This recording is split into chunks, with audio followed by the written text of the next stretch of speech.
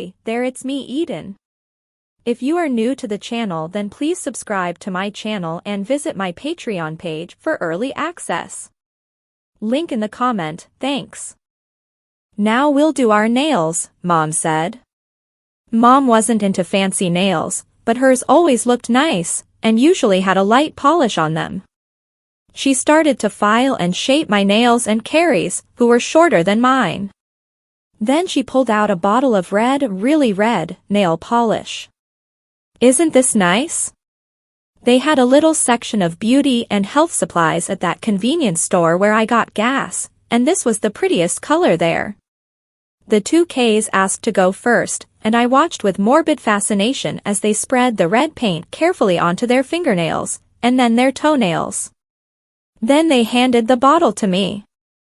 I tried to imitate the way they did it, starting at the base of the nail and going up to the end in smooth strokes. I smudged a bit, but Mom wiped it off before I dried, so it didn't look too bad. For bright red, I mean. On a boy. They all chattered away, and they worked on each other's hair, including mine. Kim asked, "What about Francie's glasses, Mom?" Mom looked at me. They work. Those wire rims are nice and unisex. They could just as easily be on a girl.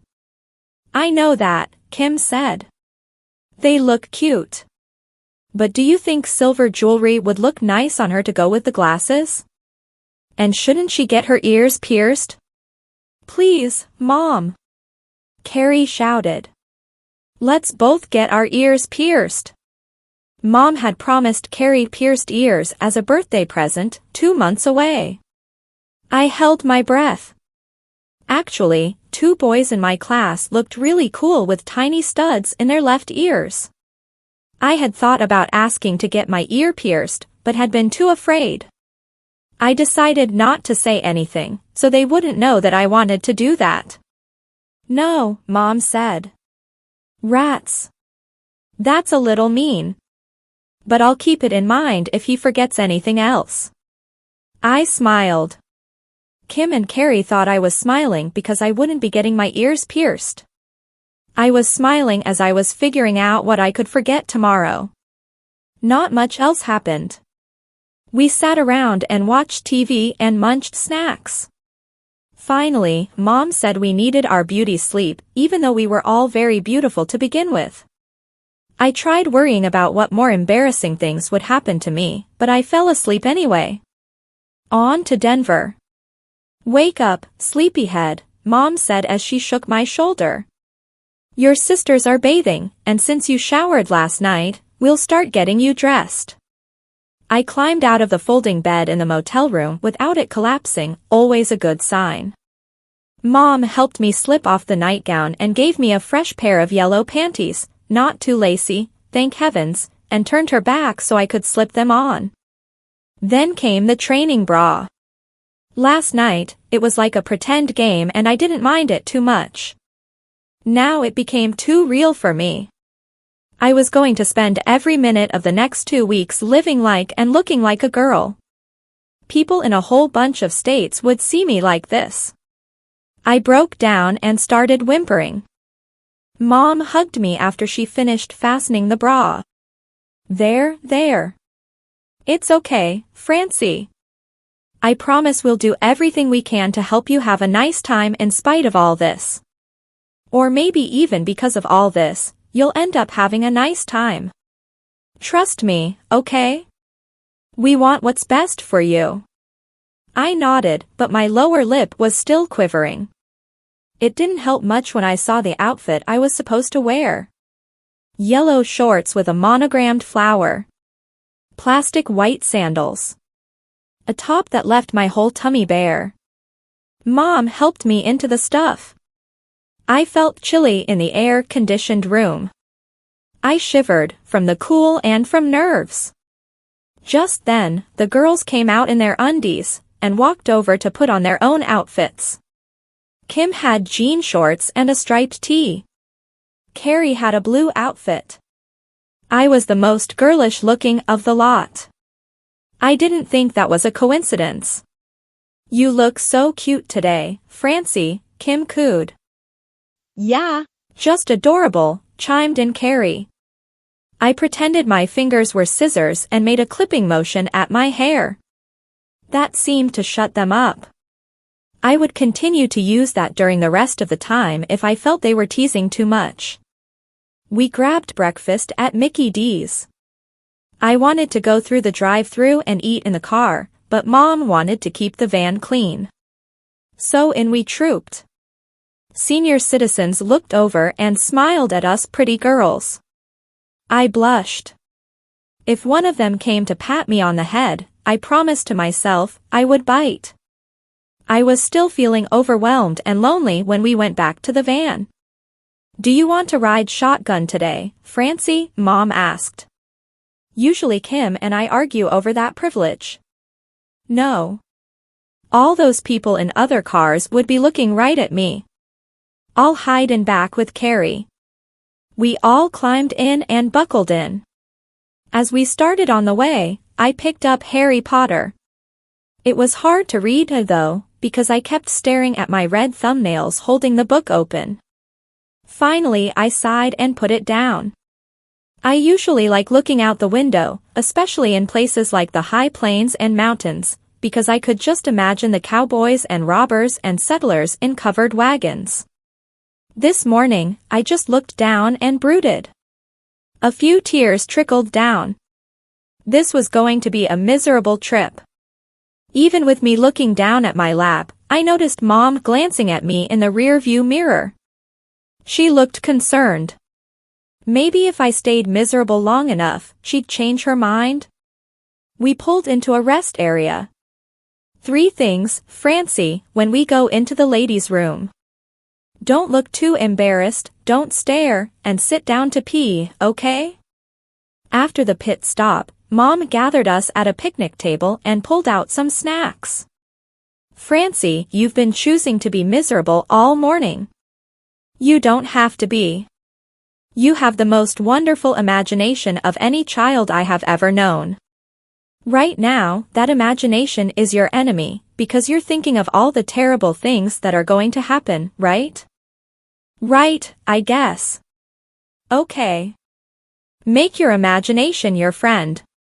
You have to be a girl for a couple of weeks, but you can be any kind of girl you want. You don't have to be a sad, grumpy girl. How about this, since you like Harry Potter? You're a young wizard. A mean, evil sorcerer wants to kill all the young wizards because he knows your power is a threat to him. So your mother changes you into a girl to hide you and protect you. He's a chauvinist sorcerer, and he doesn't pay attention to girls. So you can be a proud and strong young woman and develop your powers. Try it. You'll have fun. I had to admit I was intrigued. Okay, Mom.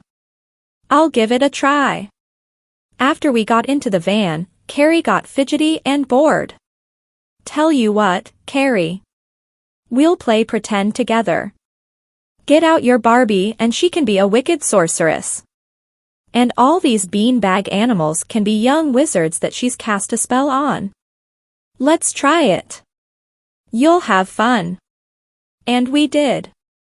We moved the toys around on the seat and knocked them on the floor, and made funny voices, and made up a wonderful adventure. By lunchtime, I was so much into my girl wizard role that Mom had to quiet me down. Aunt Chris and Cousin Lisa. Mom's sister Chris is a lot of fun. When she and Mom get together, things can get pretty wild. Her daughter, my cousin Lisa, is kind of neat, too, for a girl. But hey, who am I to talk? They both have red hair, just like me.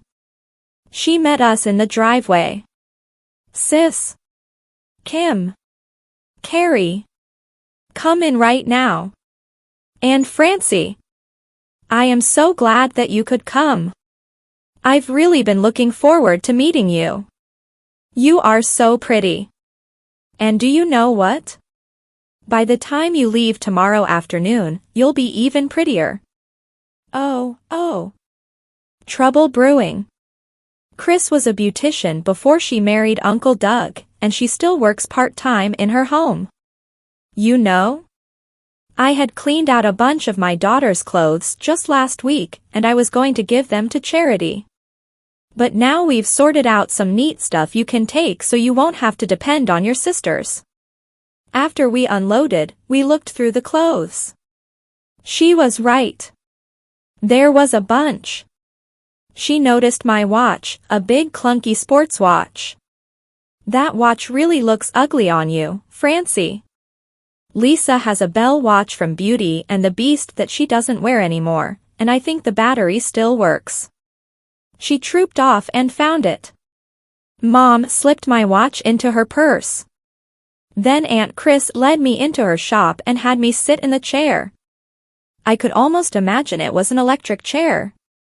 That red nail polish is very pretty, Chris, but it doesn't quite work with your hair. Let's take it off. Well, that was a promising start. She started pouring this stuff that smelled like a cross between paint thinner and perfume onto cotton balls, and showed me how to wipe off the red polish. Maybe now my fingernails wouldn't look like bright red stoplights. She pulled out a little bottle with glittery green nail polish. The teenage girls are really into colors like this, Francie, she explained.